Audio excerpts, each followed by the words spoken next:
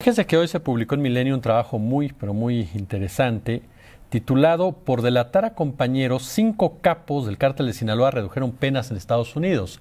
Voy a platicar con la autora de este trabajo, la periodista de investigación Laura Sánchez Ley, a quien saludo con mucho gusto. Laura, ¿cómo estás? Jesús, buenas tardes. Muy contenta de estar por acá contigo y con toda tu audiencia de La Octava. Muchas gracias.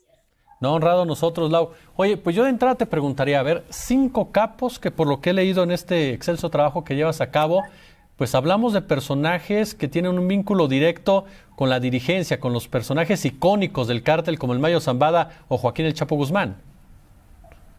Así es, Jesús. Bueno, pues este año 2021 fue un año muy importante para algunos capos de la droga que tenían bastantes años negociando con el Departamento de Justicia de Estados Unidos. Estamos hablando precisamente de gente ligada al cártel de Sinaloa. Tal es el caso de Emma Coronel, de Damaso López, de Jesús el Rey Zambada y de los hijos del Mayo Zambada, Vicente Zambada e Ismael Zambada Imperial, quienes a pesar de haber sido detenidos algunos hace años, estamos hablando por ejemplo del año 2008, pues entre enero y noviembre lograron cerrar acuerdos que les permitieron salir algunos de ellos, reducir condenas e incluso salir de la temida lista del Departamento del Tesoro de Estados Unidos. Así de grandes fueron los beneficios. Vamos a decir que el cártel de Sinaloa finalmente le cobró el favor al Departamento de Justicia de Estados Unidos porque todos estos personajes pues estuvieron involucrados precisamente con la operación del cártel de Sinaloa y específicamente con su líder Joaquín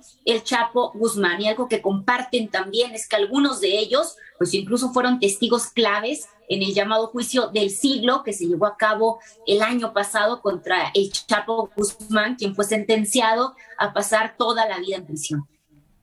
Oye, Laura, ¿cómo opera este tipo de acuerdos? Ellos declaran, la autoridad los desaparece de las listas. ¿Cómo operan estos tratos entre este grupo de capos que no son cualquiera? Estaba leyendo, como bien lo señalas, a Vicente Zambada, que todos sabemos que era o es considerado el sucesor de Ismael El Mayo Zambada. Estamos hablando, por supuesto, de Emma Coronel, el caso que mencionábamos en el corte de las mujeres en el narco. O sea, ¿cómo operan este tipo de tratos? ¿Al gobierno de Estados Unidos no le importa quiénes son realmente estos personajes o cómo opera? Realmente creo que hay un tema que hemos platicado anteriormente, Jesús, es que finalmente a Estados Unidos lo único que le interesan son los delitos cometidos en Estados Unidos y el dinero que se les pueda incautar, porque recordemos que a todos estos narcotraficantes se les incautaron millones de dólares, 15 millones de dólares, 25 millones de dólares. Hay otros capos a los que se le ha incautado 200 millones de dólares.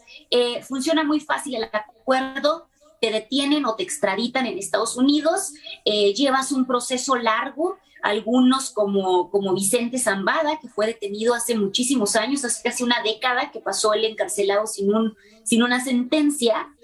Finalmente están en un estira y afloje con el Departamento de Justicia hasta que finalmente aceptan declararse culpables. Cuando se declaran culpables, se lleva a cabo algo llamado el acuerdo de culpabilidad y la incautación de activos y bueno, finalmente depende, eso es lo que hemos estado viendo, de la información que revelan de la cooperación que tienen con el gobierno de Estados Unidos y la cantidad de dinero que aceptan ceder derivado de sus ganancias del narcotráfico, pues es la sentencia que reciben este tipo de capos, ¿no? Por ejemplo, estamos hablando de Jesús el Rey Zambada, quien fue un testigo clave, totalmente colaborador. Y bueno, después de que él declara contra el Chapo Guzmán, casualmente desaparece del buró de prisiones, ¿no?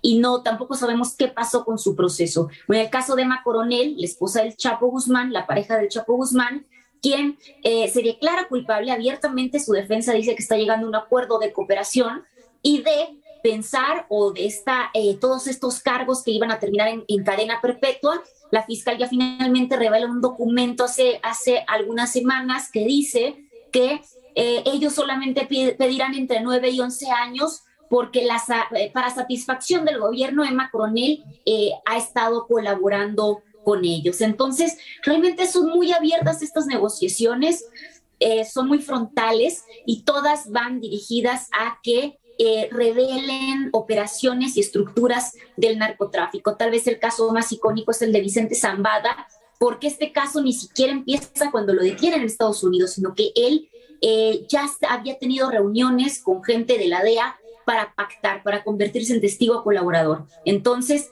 cuando lo detienen y lo extraditan, él va y revela todo esto en el juicio, se hace un escándalo, el juicio se alarga 10 años más, se queda en el limbo por toda esta situación de que el juez no sabía qué hacer pues con esta información, si era testigo colaborador o no era testigo colaborador, qué tanto le había aportado al gobierno. Y bueno, finalmente se le da una sentencia de 14 años, ya había cumplido 10 años en prisión y actualmente tampoco aparece en custodia del Buró de Prisiones y nadie sabe en dónde se encuentra ni cuál es su paradero.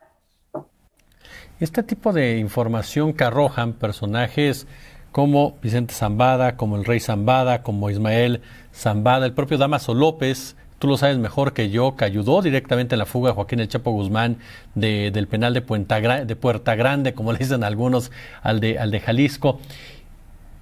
Caray, ¿para qué le sirven al gobierno de Estados Unidos? Me refiero a que han reunido en alguna ocasión, Lau, que tú tengas ese conocimiento, para algún golpe más fuerte, para llevar a cabo acciones más contundentes en contra de ciertos cárteles.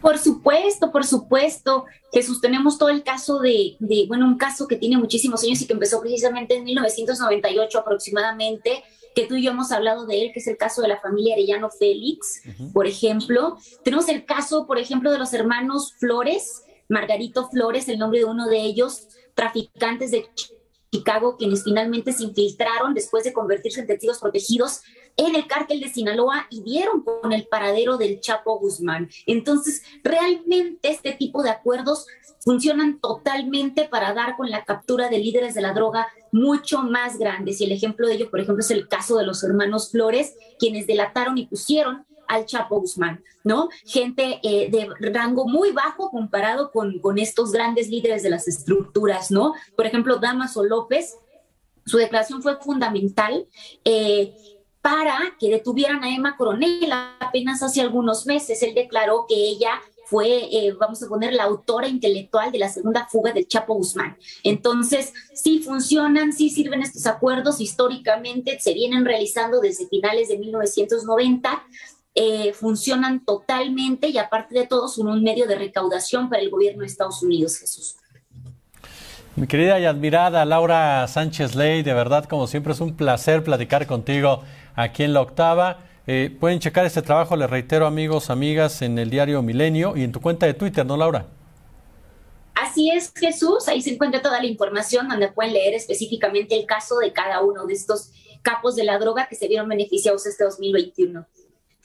Gracias, Laura. Gracias, Jesús. Oiga, y antes de despedirnos le comento dos notas rápido. Denuncian fiscales del Departamento de Justicia de California que la defensa de Naasón Joaquín García, líder de la Iglesia La Luz del Mundo, ha desarrollado tácticas de intimidación contra testigos y personas cercanas al caso, excluyendo